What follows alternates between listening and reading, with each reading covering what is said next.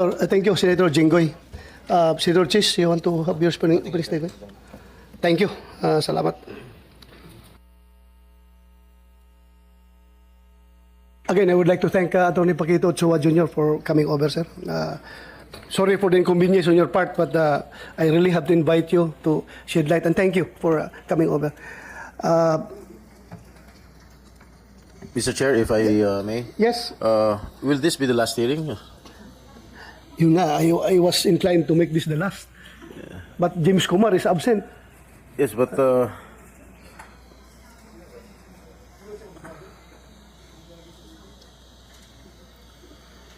anyway, Mr. Chair, can I be the first to ask questions, Mr. Chair, if I may, or for Mr. Morales? I think Mr. nakiusap si Ochoa. Alright, Atty. sige. Ochoa na Okay, please. Meron pa siyang mga importanteng bagay, so pwede natin siya unahin. Please.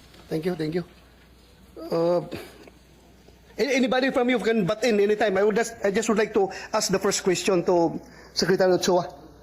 Sir, do you know personally Asik Carlos Gadapan of PDEA? No, sir. No. No. Thank you, sir. Thank you. During your time as the Executive Secretary, did the information regarding the alleged involvement of Ms. Maricel Soriano and Bongbong Marcos and other high-profile cohorts reach your office? No, sir. Thank you. May we know if you have seen the alleged pre-operation authority document signed by Mr. Morales, which is one of the subject matter of this inquiry? Not at all, sir. Thank you. During our first hearing, Mr. Morales claimed that you commanded Asik Gadapan and the PDEA to stop the operation against Ms. Maricel Soriano and Bongbong Marcos and other high-profile cohorts and disregard the request for pre-operation authority. Anong masasabi mo dito, sir? As I earlier mentioned, I don't even know him, and I don't recall of any occasion that we have met or even talked. So I completely deny that I have made those instructions as alleged. Thank you, sir. Were you aware that sometime in 2013, the Liceo of Malacanang invited Mr. Morales for a briefing regarding PDEA operations, including those that were halted? I cannot recall exactly if that indeed took place, but I only learned now when this hearing was conducted, and I somehow, but very, very vaguely, if there was an incident that happened, but I'm not so sure if, because I was never informed of such meeting, and even after that meeting, there was no report submitted to me in regard to what transpired in that meeting. Thank you, sir. But I think Liceo, were you aware ka ba nung existence ng Liceo under General Serapio, who testified before this committee last hearing? Were you aware of the existence? Yes, of this? we created that unit, Your Honor, during our time. So yung pagpapatawag ni General Serapio, you're not aware of that? No, sir. No. Thank you. My colleagues, you have questions? Further question? Huh? Senator Jinggoy. Thank you, Mr. Chair. Mr. Chair, paano ba na-implicate yung pangalan ni Atty. Ochoa? Sinabi ni Morales? According to former agent Jonathan Morales, he was told by then Gadapan. Asik Gadapan, the Deputy Director General for Operations, when he was about to travel abroad for schooling in ILIA, International Law Enforcement Academy in Bangkok, Thailand.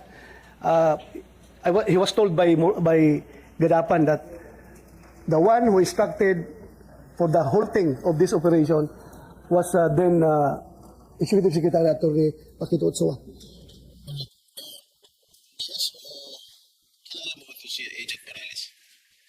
No, sir. So, ano ba yung palagay mo sa motibo niya? Bakit para tumistigot, dinawit ka kung nagbigay ng instruction na patigilin ng investigasyon sa nasabing drug case noong 2012? What do you think is his motive, Mr. Atty. Ochoa? I have absolutely no idea, sir. Alam mo, Mr. Chair, hindi mo natin pwedeng tanungin si Atty. Gadapan dahil patay na siya, no? Dahil Diba? Siya ang sabi ni Agent Morales, si Gadapan na nag-utos sa kanya para, tama ba? Para ipatigil yung operation. No, according to him, the casing and the surveillance operation, authority to conduct casing and surveillance operation on the persons mentioned in the information was disapproved by Gadapan. The reason why is that may instruction daw si Executive Secretary Pakito Ochoa na ihinto yung operation.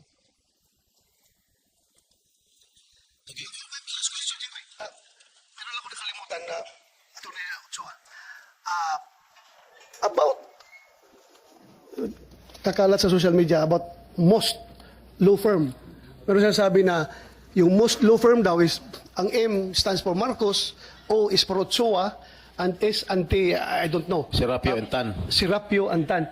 Am I correct? Is this information correct? That you are both members of the same law firm with now First Lady Marcos? That is true, Your Honor. We were former law partners and we formed that law firm, if I remember right, in 2006.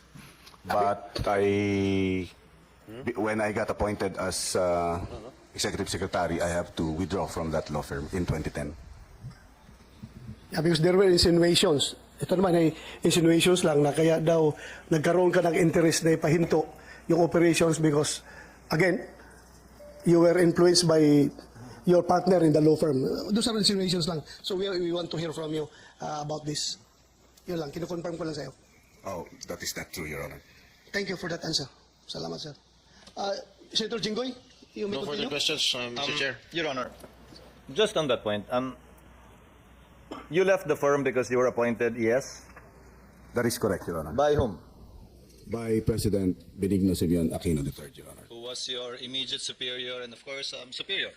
Yes, Your Honor, for 6 years. Serving as the alter ego of the president, you don't do anything without his knowledge or order. Would that be correct? That is correct, Your Honor. Thank you, Your Honor. Miss ko na rin yung kaibigan natin, pero kinay-nay. Thank you, Your Honor. Unless I don't have any further questions, Mr. Chairman. So thank you. Salamat, Senator Chis. Dito na kay Morales. Morales ka na?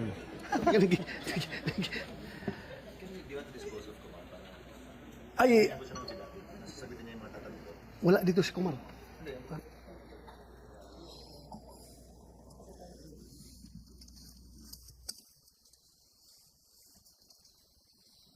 Yung lawyer ni Kumar, nandito? Lawyer of James Kumar. Where is he? Umalis na? Nandito? Lawyer of James... Saan? Ha? Babae? Dito. Dito pa open niya.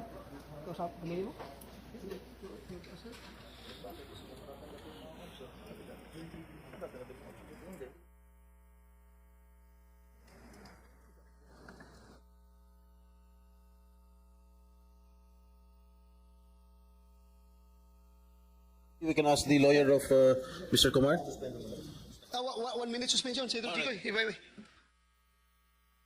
Nagdulot naman ito ng iba't ibang reaksyon mula sa ating mga netizens. Ayon kay at Norma Milan 5470, bakit deny to the max si Ochoa na hindi niya kilala si Agent Morales? Ano ka nagka-amnesia kasama kayo sa PIDEA para lang ka makalusot Mr. Ochoa, huwag kang manluluko. Saad naman ni at Anacleto Granado 7010, si Bato abogado pala ni Ochoa. Case closed. Komento naman ni at user-im, Ochoa deny pa more. Anong sa inyo dito mga kabayan? Maaaring magbigay ng comment below.